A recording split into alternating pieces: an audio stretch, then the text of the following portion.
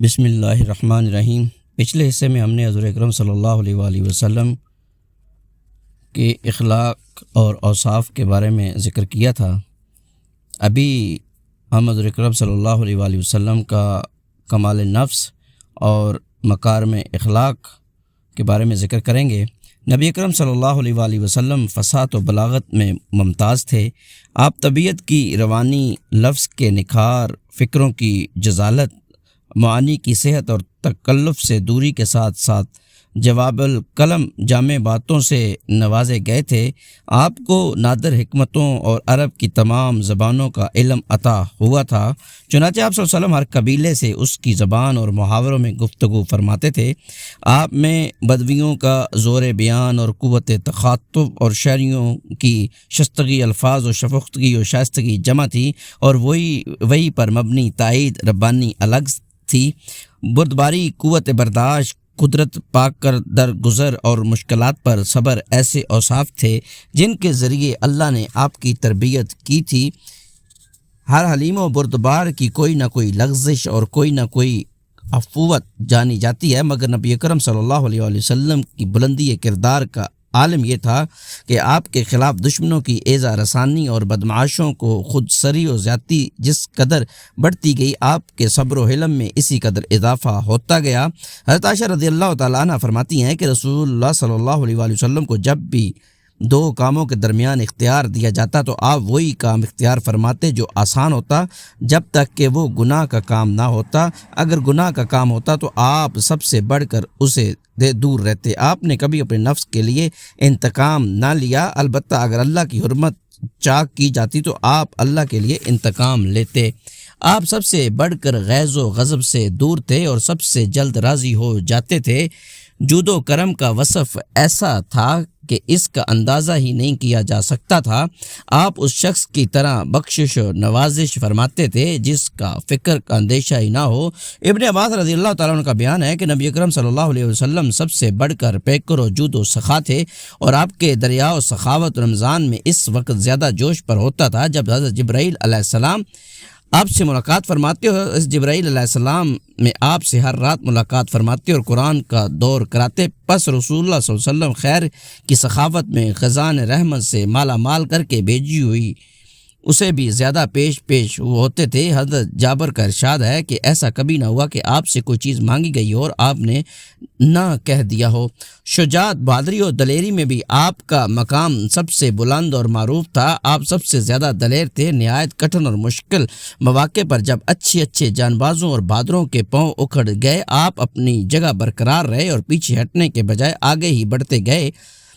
پائے ثبات میں ذرا لغزش نہ آئی۔ بڑے بہادر بھی کبھی نہ کبھی بھاگے اور پسپا ہو گئے، مگر آپ میں یہ بات کبھی نہیں پائی گئی۔ حضرت علی رضی اللہ تعالیٰ عنہ کا بیان ہے کہ جب زور کا رن پڑتا اور جنگ کے شعلے خوب بھڑک اٹھتے تو ہم رسول اللہ صلی اللہ علیہ وسلم کی آڑ لیا کرتے تھے۔ آپ سے بڑھ کر کوئی شخص دشمن کے قریب نہ ہوتا۔ حضرت انس رضی اللہ تعالیٰ عنہ کا بیان ہے کہ ایک رات اہل مدینہ کو خطرہ محسوس ہوا۔ لوگ آواز کی طرف دوڑے، راستے میں رسول صلی اللہ علیہ وسلم واپس آتے ہوئے ملے۔ آپ صلی اللہ علیہ وسلم لوگوں سے پہلے ہی آواز کی جانب پہنچ کر خطرے کے مقام کا جائزہ لے چکے تھے۔ اس وقت آپ ابو طلحہ رضی اللہ تعالیٰ عنہ کے ایک ننگے گھوڑے پر سوار تھے، گردن میں تلوار حمائل کر رکھی تھی، اور فرما رہے تھے کہ ڈرو نہیں، کوئی خطرہ نہیں۔ آپ سب سے زیادہ حیادار اور پست نگاہ تھے۔ ابو سعید خدری رضی اللہ تعالیٰ عنہ فرماتے ہیں کہ آپ پر پردہ نشین کنواری عورت سے بھی زیادہ حیادار تھے۔ جب آپ کو کوئی بات ناگوار گزرتی تو چہرے سے پتہ لگ جاتا۔ اپنی نظریں کسی کے چہرے پر گاڑتے نہ تھے، نگاہ پست رکھتے تھے اور آسمان کی بنسبت زمین کی طرف نظر زیادہ دیر تک رہتی تھی۔ عموماً نیچی نگاہ سے تاکتے۔ حیا اور کرم نفس کا عالم یہ تھا کہ کسی سے ناگوار بات رو در رو نہ کرتے، اور نہ کسی کی کوئی ناگوار بات آپ صلی اللہ علیہ وسلم تک پہنچتی تو نام لے کر اس کا ذکر کرتے، بلکہ یوں فرماتے کہ کیا بات ہے کہ کچھ لوگ ایسا کر رہے ہیں۔ فرض دک کہ اس شعر کے سب سے زیادہ صحیح مستحق آپ تھے۔ آپ حیا کے سبب نگاہ پست رکھتے ہیں اور آپ کی ہیبت کے سبب نگاہیں پست رکھی جاتی ہیں، چنانچہ آپ سے اسی وقت گفتگو کی جاتی ہے جب آپ تبسم فرما رہے ہوں۔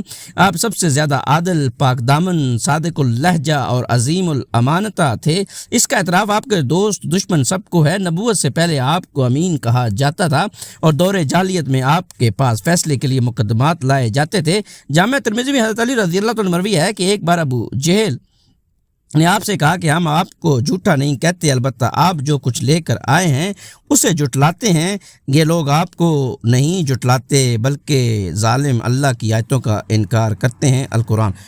ہرقل نے ابو سفیان سے دریافت کیا کہ کیا اس نبی صلی اللہ علیہ وسلم نے جو بات کہی ہے اس کے کہنے سے پہلے تم لوگ اسے جھوٹ سے متہم کرتے ہو؟ تو ابو سفیان نے جواب دیا کہ نہیں، آپ سب سے زیادہ متواضع اور تکبر سے دور تھے۔ جس طرح بادشاہوں کے لیے ان کے خدام اور حاشیہ بردار کھڑے رہتے ہیں، اس طرح اپنے لیے آپ صحابہ کرام کو کھڑے ہونے سے منع فرماتے تھے، مسکینوں کی عیادت کرتے تھے، فقراء کے ساتھ اٹھتے بیٹھتے تھے، غلام کی دعوت منظور فرماتے تھے، صحابہ کرام میں کسی امتیاز کے بغیر ایک عام آدمی کی طرح بیٹھتے تھے۔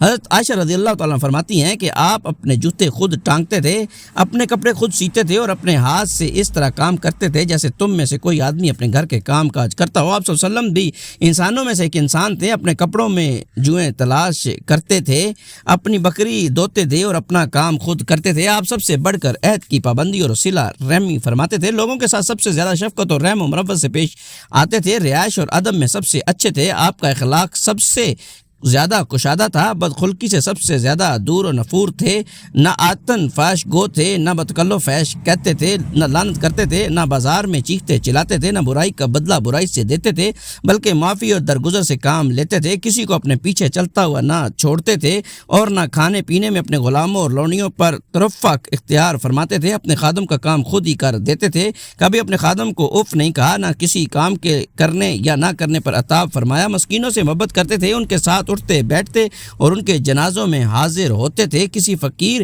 کو اس کی فکر کی وجہ سے حقیر نہیں سمجھتے تھے۔ ایک بار آپ صلی اللہ علیہ وسلم سفر میں تھے، ایک بکری پاکنے کا مشورہ ہوا، ایک نے کہا ذبح کرنا میرا ذمہ، دوسرے نے کہا کھال اتارنا میرا ذمہ، تیسرے نے کہا پکانا میرا ذمہ۔ نبی صلی اللہ علیہ وسلم نے فرمایا لکڑی جمع کرنا میرا ذمہ۔ صحابہ نے عرض کیا ہم آپ صلی اللہ علیہ وسلم کا کام کر دیں گے۔ آپ صلی اللہ علیہ وسلم نے فرمایا میں جانتا ہوں تم لوگ میرا کام کر دو گے، لیکن میں پسند نہیں کرتا کہ تم پر امتیاز حاصل کروں، کیونکہ اللہ اپنے بندے کی یہ حرکت ناپسند کرتا ہے کہ وہ اپنے آپ کو اپنے رفقا میں ممتاز سمجھے۔ اور اس کے بعد آپ صلی اللہ علیہ وسلم نے اٹھ کر لکڑی جمع فرمائی۔ آئیے ذرا ہند بن ابی حالہ کی زبانی رسول اللہ علیہ وسلم کے اوصاف سنیں۔ ہندہ اپنی ایک طویل روایت میں کہتی ہیں کہ رسول صلی اللہ علیہ وسلم پہ ہم غموں سے دو چار تھے، ہمیشہ غور و فکر فرماتے رہتے تھے۔ آپ صلی اللہ علیہ وسلم کے لیے رات نہ تھی، بلا ضرورت نہ بولتے تھے، دیر تک خاموش رہتے تھے، بات کا آغاز اور ختام پورے منہ سے کرتے تھے، یعنی صرف منہ کے کنارے سے نہ بولتے تھے، جامع اور دو ٹوک کلمات کہتے تھے جن میں نہ فضول گوئی ہوتی تھی، نہ گتاہی، نرم خو تھے، جفا جو اور نہ قدرے نہ تھے، نعمت معمولی بھی ہوتی تو اس کی تعظیم کرتے تھے، کسی چیز کی مذمت نہیں فرماتے تھے، کھانے کی برائی نہیں کرتے تھے، نہ تعریف حق سے کوئی تعارض کیا جاتا تھا تو جب تک انتقام نہ لے لیتے آپ کا غضب کا روکا نہ جا سکتا تھا۔ البتہ کشادہ دل تھے، اپنے نفس کے لیے نہ غضبناک ہوتے تھے نہ انتقام لیتے، جب اشارہ فرماتے تو پوری ہتھیلی سے اشارہ فرماتے اور تعجب کے وقت ہتھیلی پلٹتے، جب غضبناک ہوتے تو رخ پھیر لیتے اور جب خوش ہوتے تو نگاہ پست فرما لیتے۔ آپ کے بیشتر ہنسی تبسم کی صورت میں تھی، مسکراتے تو دانت اولوں کی طرح چمکتے، لایانی باتوں سے زبان روک کے رکھتے، ساتھیوں کو جوڑتے تھے، توڑتے نہ تھے، ہر قوم کے معزز آدمی کی تکریم فرماتے تھے اور اسی کو ان کا والی بناتے تھے، لوگوں کی شر سے محتاط رہتے اور ان سے بچاؤ کا اختیار فرماتے تھے، لیکن اس کے لیے کسی سے اپنی خندہ چینی ختم نہ فرماتے تھے، اپنے اصحاب کی خبرگیری کرتے تھے اور لوگوں کے حالات دریافت فرماتے تھے، اچھی چیز کی تحسین و تفویض فرماتے اور بری چیز کی تصحیح و تحسین، معتدل تھے، زیادہ نشیب و فراز نہ تھے، غافل نہ تھے، مبادہ لوگوں بھی غافل یا ملول خاطر ہو جائیں، ہر حالت کے مستعد رہتے تھے، حق سے کوتاہی نہ فرماتے تھے، نہ حق کی طرف تجاوز فرماتے تھے۔ جو لوگ آپ صلی اللہ علیہ وسلم کے قریب رہتے تھے وہ سب سے اچھے لوگ تھے اور ان میں آپ کے نزدیک افضل وہ تھا جو سب سے بڑھ کر خیر خواہ اور سب سے زیادہ قدر آپ صلی اللہ علیہ وسلم کے نزدیک اس کی تھی جو سب سے اچھا غم گسار و مددگار ہو۔ آپ صلی اللہ علیہ وسلم اٹھتے بیٹھتے اللہ کا ذکر فرماتے، جگہیں متعین نہ فرماتے، یعنی اپنے لیے کوئی امتیازی جگہ مقرر نہ فرماتے، جب قوم کے پاس پہنچتے تو مجلس میں جہاں جگہ مل جاتی بیٹھ جاتے اور اسی کا حکم بھی فرماتے، ہر جلیس کو اس کا حصہ عطا فرماتے، حتیٰ کہ کوئی جلیس یہ نہ محسوس کرتا کہ کوئی شخص آپ صلی اللہ علیہ وسلم کے نزدیک اس سے زیادہ باعزت ہے۔ کوئی کسی ضرورت سے آپ صلی اللہ علیہ وسلم کے پاس بیٹھتا یا کھڑا ہوتا تو آپ صلی اللہ علیہ وسلم اسے صبر کے ساتھ اس کے لیے رکے رہتے کہ وہی پلٹ کر واپس ہوتا۔ کوئی کسی ضرورت کا سوال کر دیتا تو آپ اسے عطا کیے بغیر، اچھی بات کہے بغیر واپس نہ فرماتے۔ آپ نے اپنی خندہ چینی اور اخلاق سے سب کو نوازا، یہاں تک کہ آپ سب کے لیے باپ کا درجہ رکھتے تھے اور سب آپ کے نزدیک یکساں حق رکھتے تھے۔ کسی کو فضیلت تھی تو تقویٰ کی بنیاد پر آپ صلی اللہ علیہ وسلم کی مجلس علماء و حیا اور صبر و امانت کی مجلس تھی۔ اس میں آوازیں بلند نہ کی جاتی تھیں اور نہ حرمتوں کا مرثیہ ہوتا تھا، یعنی کسی کی آبرو پر حرف نہ اندیشہ ہوتا تھا۔ لوگ تقویٰ کے ساتھ باہم محبت و ہمدردی رکھتے تھے، بڑے کا احترام کرتے تھے، چھوٹے پر رحم کرتے تھے، حاجت مند کے نوازتے تھے اور اجنبی کو انصتا کرتے تھے۔ آپ صلی اللہ علیہ وسلم کے چہرے پر ہمیشہ بشاشت رہتی، سہل خو اور نرم پہلو تھے، جفا جو اور سخت خو نہ تھے، نہ زیادہ زور سے بولتے، نہ خواہش گوئی کرتے، نہ زیادہ عطا فرماتے تھے، نہ بہت تعریف کرتے تھے۔ جس چیز کی خواہش نہ ہوتی اس سے تغافل برتتے تھے، آپ سے مایوسی نہیں ہوتی تھی۔ آپ نے 3 باتوں سے اپنے نفس کو محفوظ رکھا، ریا سے، کسی چیز کی کثرت سے اور لا یعنی بات سے، اور 3 باتوں سے لوگوں کو محفوظ رکھا، یعنی آپ کسی کی مذمت نہیں کرتے تھے، کسی کو وار نہیں دلاتے تھے اور کسی کی آپ جوئی نہیں کرتے تھے۔ آپ وہی بات نوکے زبان پر لاتے تھے جس میں ثواب کی امید ہوتی تھی۔ جب آپ صلی اللہ علیہ وسلم تکلم فرماتے تو آپ صلی اللہ علیہ وسلم کے ہم نشین اپنا سر جھکا لیتے تھے گویا ان کے سروں پر چڑیاں ہیں، اور جب آپ صلی اللہ علیہ وسلم خاموش ہوتے تو لوگ گفتگو کرتے۔ لوگ آپ صلی اللہ علیہ وسلم کے پاس گپ بازی نہ کرتے، آپ صلی اللہ علیہ وسلم کے پاس جو کوئی بولتا سب اس کے لیے خاموش رہتے یہاں تک کہ وہ اپنی بات پوری کر لیتا۔ ان کے پہلے شخص کی بات ہوتی، جب بات سے سب لوگ ہنستے اس سے آپ بھی ہنستے، اور جس بات پر سب لوگ تعجب کرتے اس پر آپ بھی تعجب کرتے۔ اجنبی آدمی بات میں جفا سے کام لیتا تو اس پر آپ صبر کرتے اور فرماتے جب تم لوگ حاجت مندوں کو دیکھو کہ وہ اپنی حاجت کی طلب میں ہیں تو اس سے سامان ضرورت سے نواز دو۔ آپ احسان کا بدلہ دینے والے کے سوا کسی سے ثنا کے طالب نہ تھے۔ خارجہ بن زید رضی اللہ عنہ کا بیان ہے کہ نبی صلی اللہ علیہ وسلم اپنی مجلس میں سب سے زیادہ باوقار ہوتے تھے، اپنا کوئی عضو باہر نہ نکالتے تھے، بہت زیادہ خاموش رہتے، بلا ضرورت نہ بولتے، جو شخص نامناسب بات بولتا اس سے رخ پھیر لیتے۔ آپ کی ہنسی مسکراہٹ تھی اور کلام دو ٹوک نہ فضول کوتاہی۔ آپ صلی اللہ علیہ وسلم صحابہ کی ہنسی بھی آپ کی توقیر و اقتدار میں مسکراہٹ کی حد تک ہوتی تھی۔ حاصل یہ کہ نبی صلی اللہ علیہ وسلم بے نظیر صفات کمال سے آراستہ تھے، آپ کے رب نے آپ کو بے نظیر ادب سے نوازا تھا، حتیٰ کہ اس نے خود آپ کی تعریف فرمائی۔ یقیناً آپ عظیم اخلاق پر ہیں اور یہ ایسی خوبیاں تھیں جن کی وجہ سے لوگ آپ کی طرف کھینچے آتے تھے، دلوں میں آپ کی محبت بڑھ گئی اور آپ کو قیادت کا وہ مقام حاصل ہوا کہ لوگ آپ پر فرافتہ ہو گئے۔ انہی خوبیوں کے سبب آپ کی قوم کی اکڑ اور سخت نرمی میں تبدیل ہو گئی، یہاں تک کہ یہ لوگ اللہ کے دین میں فوج در فوج داخل ہو گئے۔